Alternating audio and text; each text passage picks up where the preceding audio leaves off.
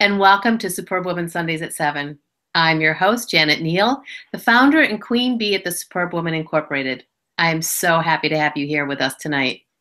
Of course, I have another superb woman as my guest this week, TaRessa Stovall.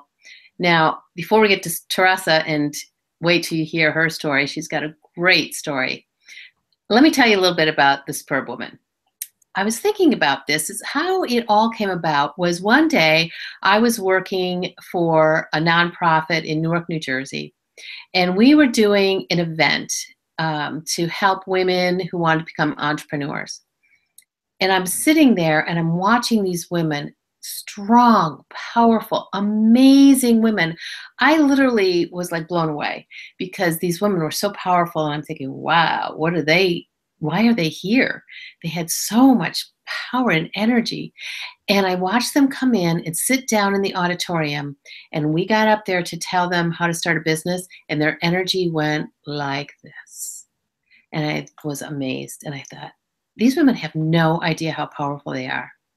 And that started me on this journey, realizing that women are powerful beings and we don't even realize it.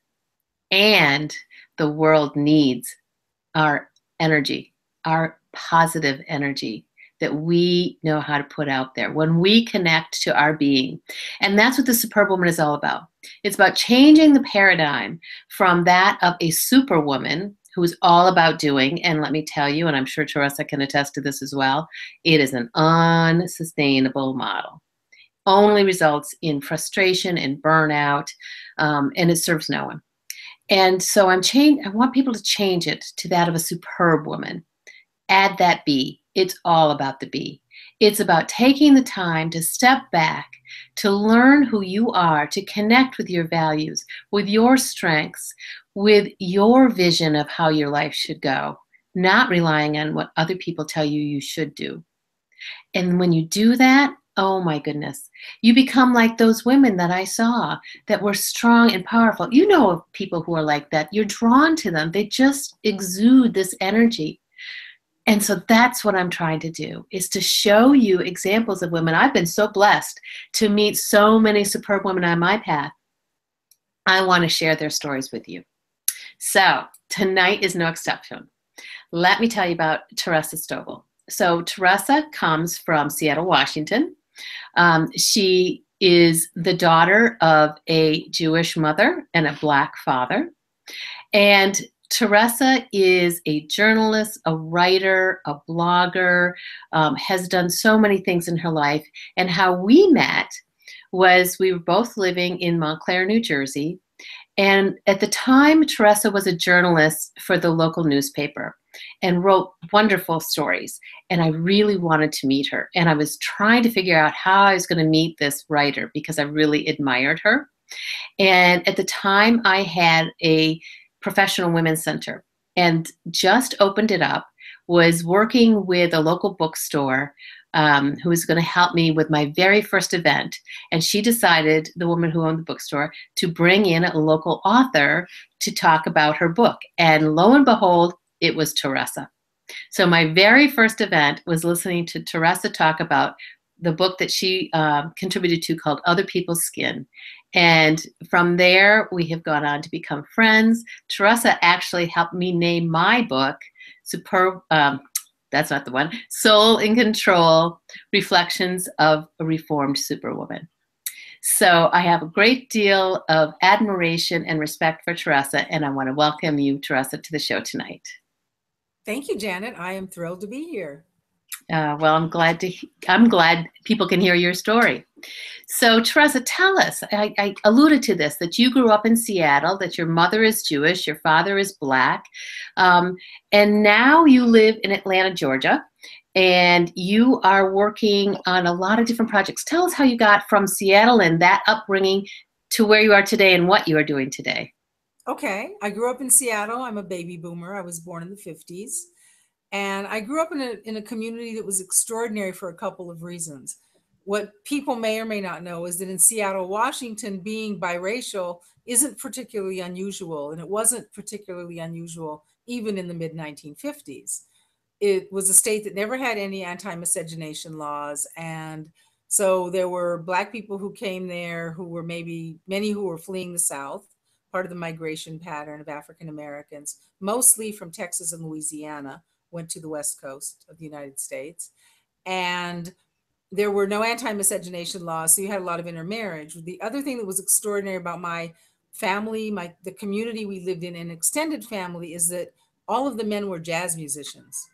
Mm. And they were all married interracially. In the immediate people that we knew, my mother was the only Jewish person. All the other women were white, usually Scandinavian, because that's Seattle. And they all had children at the same time. And so I grew up in a community of people thinking that what I was normal. Mm.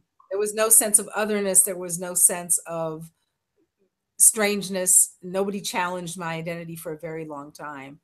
And so there were peers, and we didn't even talk about what we were. It was just unspoken and accepted. I now know that that is incredibly extraordinary and probably doesn't happen in too many other places in the United States, certainly not 50, 60 years ago. So that's the beginning of that. And my parents divorced when I was 3, and we didn't have a lot of sustained contact with my father. So my mother really raised us. But we were in a very mixed neighborhood. We were in what was, before it was gentrified the last couple of decades, a largely African-American part of Seattle. And what I'm learning, it's so interesting when you grow up somewhere, but you don't learn about the history until you're much older. And I'm learning the history because I'm writing a memoir, that really was the only place in Seattle African-Americans were allowed to live. So even though there were no blatant Jim Crow segregation laws, there were no laws against Black-white intermarriage or Asian-white intermarriage, there were still these social mores and political, financial, economic constraints. I never knew that growing up. It was just a cool place to grow up. Mm-hmm. So I grew up there, and notions of identity have always been really front and center in my life, whatever that meant. So that's really, I'm writing a memoir about all of that, but notions of identity very front and center. And then when you talk about being comfortable in your skin, when you talked about the book Other People's Skin, that's because not just in the African American community, because it really is a global phenomena, which is called colorism, but how one looks and the color of one's skin and the texture of one's hair and the width or narrowness or ethnic identifications of one's features, especially if you're not white, matter. And they really determine a lot of how you move through the world, how people perceive you, how they receive you, how they interact with you. And for me, I'm very ambiguous looking, obviously. And I've always been ambiguous looking. And that actually, what I found in plotting out my book, my memoir, is that for me has been a much bigger issue than being racially mixed. That for me, being ambiguous looking?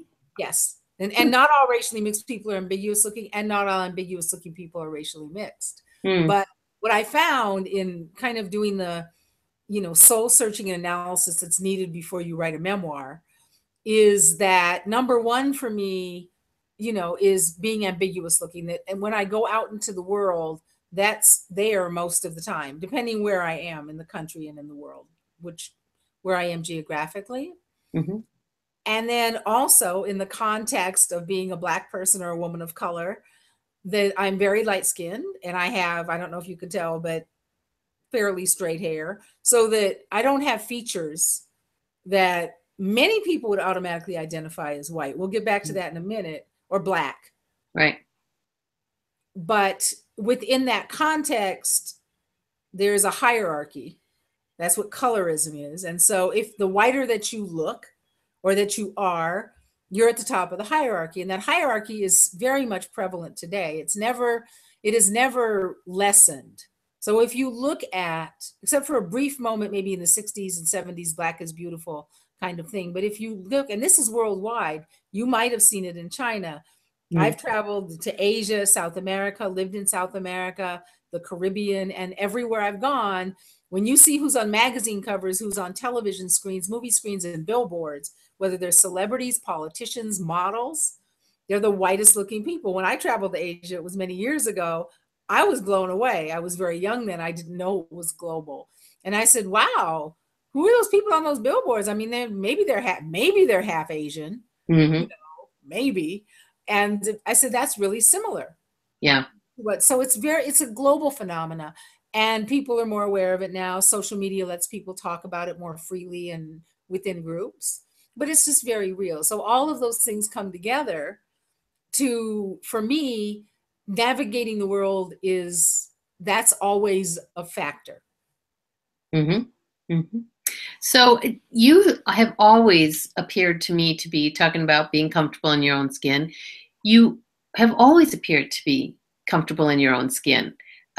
Is that the case? Or is it something, was there a moment in your life where you just kind of realized and accepted who you were? It's always been the case, and I'm not sure why. It's a Mm, mystery to me as to why. I really don't know. I think some of it is just my mother and the way that she was. She was very comfortable in her skin, mm-hmm, and she was able to navigate spaces that logically maybe didn't make sense, but she navigated them with grace and ease and a lot of poise. And so I just didn't know that that was unusual or mm-hmm, strange until, much later. And so I think that she was the foundational kind of role model, you know. I think that's part of it. I think the other part of it was growing up in that environment where, again, it wasn't a big deal if your parents were two different colors and that you were born. And so we didn't get, we were in an environment where there were so many of us, mm-hmm, it wasn't an issue. And I think that, for being in my formative years, I think that was huge. I really think that was huge. So but by the time I went out into the wider world, and for some people it was an issue, or people wanted to challenge me or question me, or they weren't quite sure where to put me for their own comfort zone. But I was kind of inoculated. I was kind of vaccinated, mm-hmm, so I didn't buy into the whole "you're tragic, you're rejected, you're confused." That never was real for me. That never made sense to me. But now I'm realizing, because I'm hearing from many, many more racially mixed people of all kinds, that that's really unusual. So what I'm working to do when we talk about my future projects, or what I'm working on now, I'm working to utilize what is a pretty unique situation for me in being always having been comfortable in my skin, to help other people who might be able to use some guidance or support in becoming comfortable in theirs. I love that. I love that. And I heard you in another interview talk about um, how your looks are a litmus test for the person that you're speaking with. Tell us a little bit more about that. Absolutely. It's fascinating. It's fascinating. My brother, who lives in Asia, he lives in the Philippines and works all over the world. We talk about it all the time. My children are ambiguous looking. So what happens is, let me give you an example. So in 1986, I moved from Seattle to Atlanta, Georgia. I was 31 years old. I wanted to be in an environment that had a lot of Black people, but a lot of Black people who were very ambitious, very professional. And at that time, Atlanta was known as the Black Mecca. Right. It absolutely was. First, Black mayor of a major city, all those kinds of things. And so I came and I was in the thick of that. And it was fascinating. But what I learned is that in Atlanta, I'm not ambiguous looking at all. I'd never been anywhere where I wasn't ambiguous looking. I'd never been anywhere where people didn't wonder and ask me, "What are you?" all the time. Either they asked it aloud, or you could just see it in their faces and their eyes. When they encountered you, they were kind of scrambling, trying to figure out which slot to put you in. And you were Mm-hmm, causing them to have some cultural dissonance because they couldn't put you in a slot. And maybe mm-hmm. when I told them what I was, if I said, "Well, I'm Black with a Jewish mom," that didn't often help them put me in a I slot. believe that. Wait, I don't have a slot for that. Can you do something else? But what I've learned is, so on the West Coast growing up, people often thought I was maybe Chicana. We didn't have Latinas. We just had Chicanos. Chicana, Samoan, Asian Pacific Mm-hmm. Islander. Yeah. That was really what people thought I was. If Mm-hmm. somebody were to just say, "I think maybe you're something." So I moved to Atlanta, and I'm not ambiguous. I'm just Black for the most part. Light skinned, yes, but Black. And that was kind of definitive. I was here for about 5 years in Atlanta. Then I met my ex-husband, got married, got pregnant, moved to the Washington, D.C. area. And that's a slightly different conundrum. It's called up South. It really is Southern, but they won't admit it. Uh, But lived in a Northern Virginia suburb, and our environment was very international. Diversity then was defined by international. Lots of ambassadors, lots of diplomats, and a very global population. And there I was somewhat ambiguous. And in fact, when I moved there, I was in Georgetown walking around. I was hugely pregnant, and I was wearing black. It was winter. And in Georgetown on the main street, I can't remember the name, M Street, I think, maybe. And a group of young white men, college students, pushed me down in the middle of an intersection. What? They thought I was an Arab. It was the beginning of the Persian Gulf War. Oh, wow. And then the same day I went to a newsstand to buy, I think, some peppermints or something because I had morning sickness. And the woman just handed me an Arabic newspaper. And I said, "What's that for?" And she says, "Oh, I thought you want this." I was like, "Okay, this is different." And it was Gulf War. So it wasn't, I didn't feel, I was like, should I be worried? Like, it knocked me down in the middle of a busy street in Georgetown and then ran away. And I was like, well, why'd they knock me down? They knocked me down because they thought I was black. Because that was, and I had long straight hair. And so that's when I really became much more aware of it globally. And so in Montclair, in New Jersey, because I lived in South Jersey before Montclair, which is in North Jersey, people really thought I was Italian. So all of a sudden, Italians are, everybody in Jersey is Italian. Italian. Mrs. Stovall. I said, there's no I on the end of the Stovall. But, you're in Jersey. You roll with it. But it was very interesting. That was the first time I'd gotten Italian consistently and in mass, right? And then I'm back in Atlanta. And when I lived in Atlanta before, there was zero diversity. There was black and there was white. I promise you there was nobody else. That was in the 80s, early 90s. Now it's very diverse after the 96 Olympics, et cetera. And so it's very diverse. It's still very much on the surface. And the apartment complex I live in, the last two apartment complexes I lived in are mostly largely immigrant populations, a lot of Latino people. But it's the first time, unlike the Northeast, New York, New Jersey, or even Washington State, they don't think I'm one of them. This is the first time in my life Latinos do not think I'm one of them. When they speak to me, they speak in English. It's once or twice people have come up to me for directions or, asked a question and I'm like, can you ask it in English? And they're like, oh, but for the most part, and I interact with them every single day. So I say, well, this is great because I can chill on that. Because I would feel guilty, especially in New York, New Jersey. Yeah. Like if I were in the subway station, people would come up to me in Spanish asking for directions. And I didn't know how to say, go down the stairs, cross over there, go up those stairs. You need to be on that side of the subway platform in Spanish. And I was so mad at myself. So the point being the ambiguity, but in the South, what I tell people is white people in the South who are from the South, they just look at me and see black. And that's fascinating. But because they had the plantations and there were a lot of people who looked like me. Yeah. And those people were still slaves. So I think there's just some ancestral thing they've got where they just look at you and scan you and I just come up black. Wow. So it's so fascinating. It's so fascinating. Yes. So, let's shift gears just a little bit here. One of the things that I talk about is my experience has been that superb women have some common shared qualities. And one of them is that they have realized that we cannot do this by ourselves. So who is it that has helped you on your path to get to where you are today?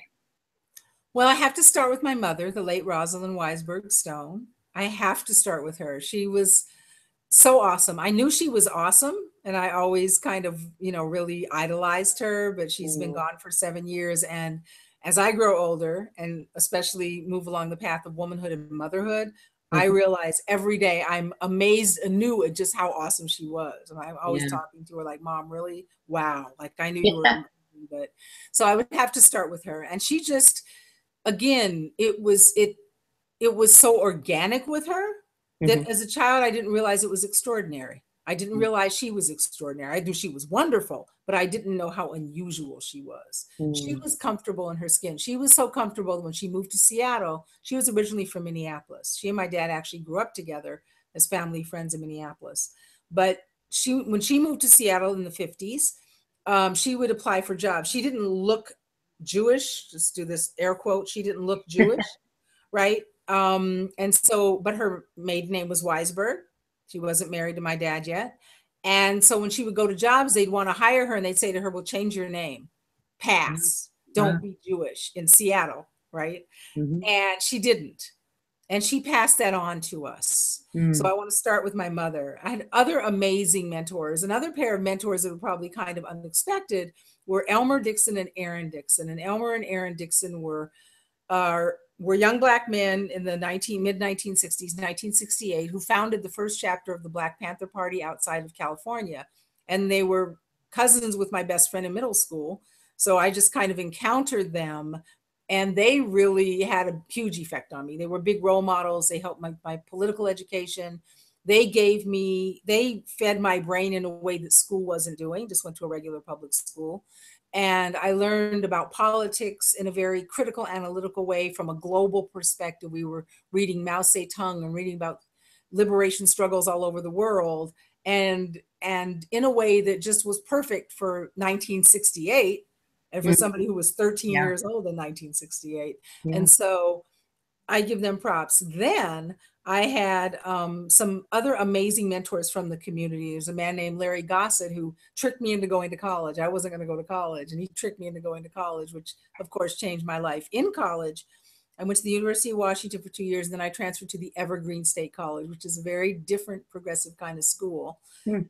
And I had two mentors, professors there, one who remains a close, dear friend, Dr. Joy Hardiman, and Dr. Maxine Mims. These are two African-American women who, in Olympia, Washington, where there's not a huge Black presence, but in Tacoma, Washington, where there is a larger Black presence, created a school within a school within a school. And their emphasis was on teaching people about the meaning of community and purpose. And that really finished, I would say, laying my personal and professional foundation and really informed who I am. So that I would give all those people, they are the people whose shoulders I stand on and who really formed me. Mm. It's wonderful.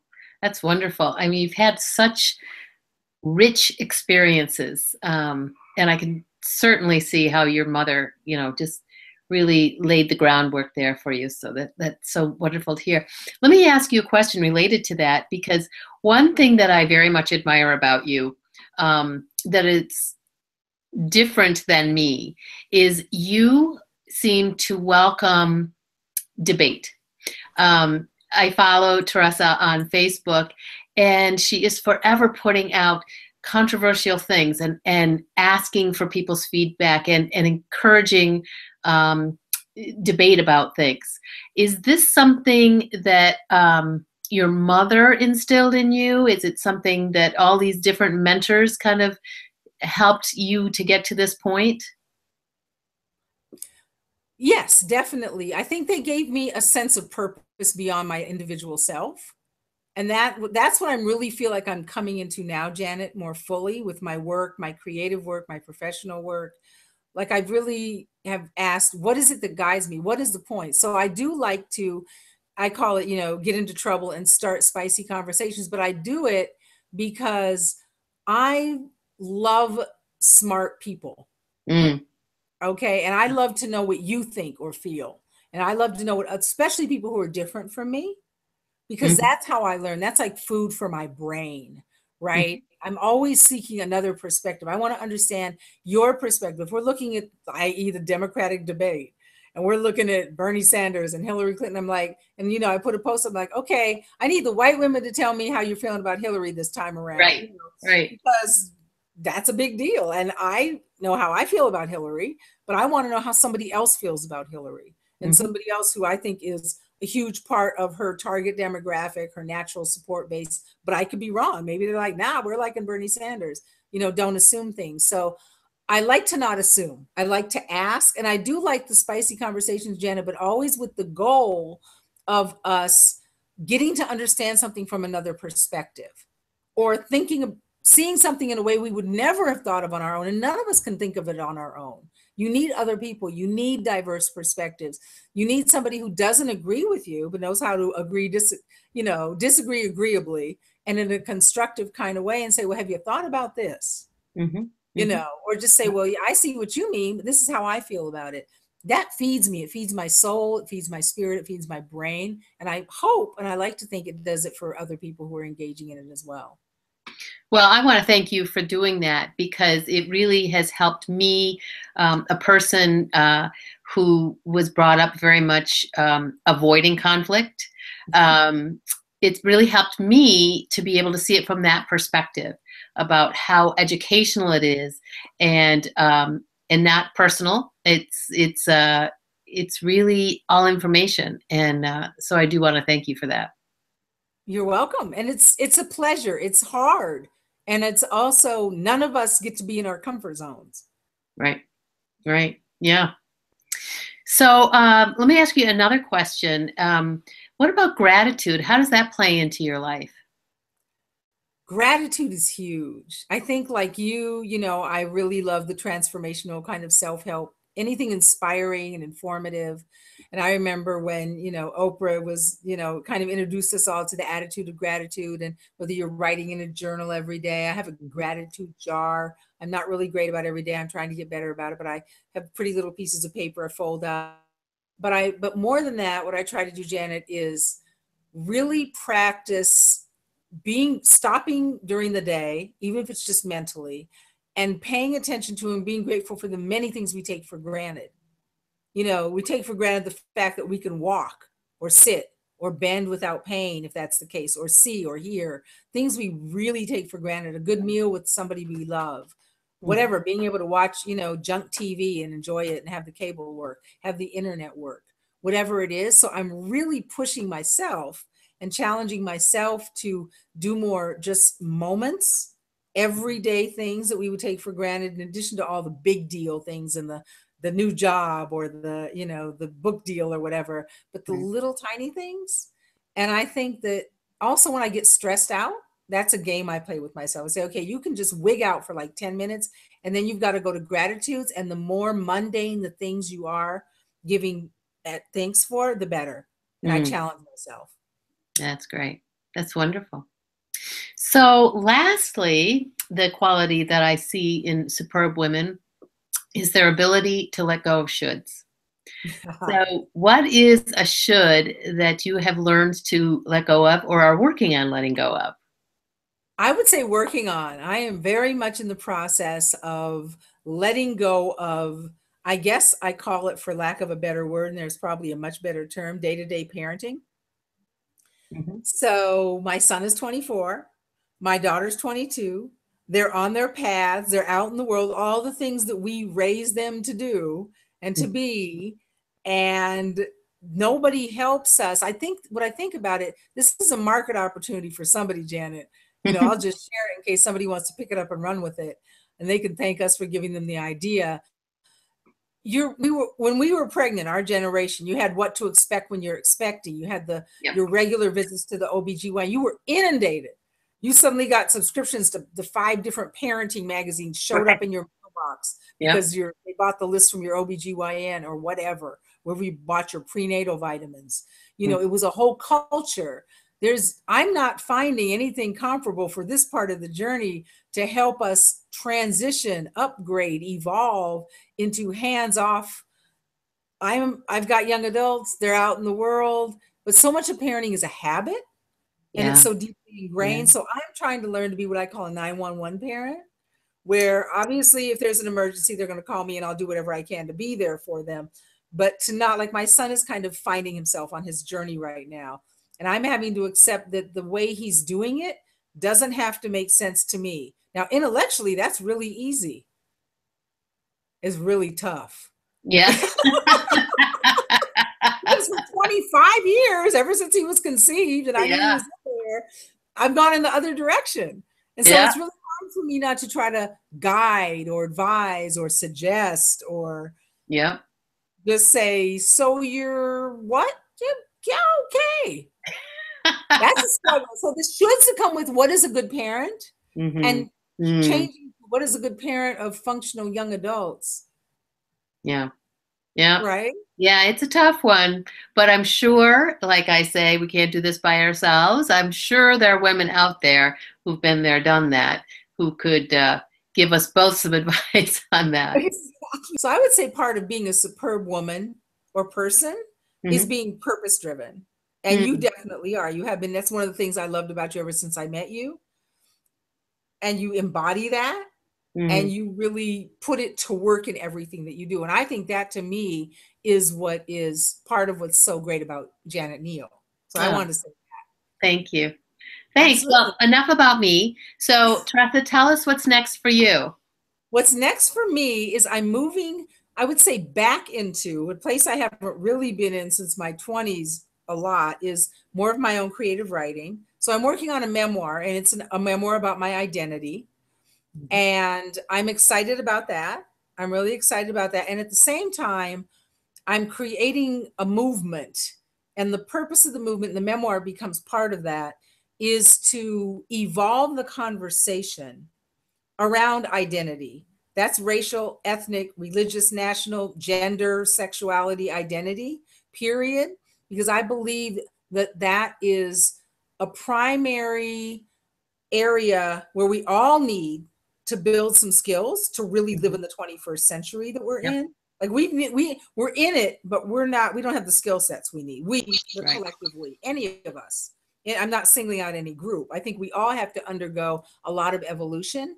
So my contribution is to, like you said, I do on Facebook and things, throw some grenades here and there, not to be destructive, not for attention, but to get people to shake up their brainwaves a little bit, shake up their default drives and their patterns, and say, what happens if you just consider this through a different lens, or consider that there might be a different way to perceive or to analyze this, or to understand or define it. What if? And so I'm kind of doing that.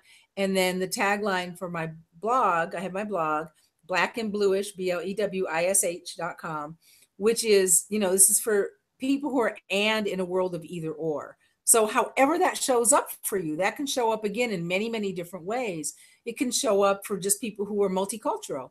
There are many people who are citizens of 2 or 3 different countries, people who speak 8 languages, and we have to stop trying to cram other humans into the boxes of our own perceptions. And we all have them, and we all do it. I think it's human nature to do it. So I want to kind of disrupt that a little bit in a positive way, shake that up a little bit. And I don't know if you know this, but for you and your viewers, there's an amazing TED Talk. It was the first TED Talk I ever encountered several years ago by a Nigerian novelist named Chimamanda Ngozi Adichie.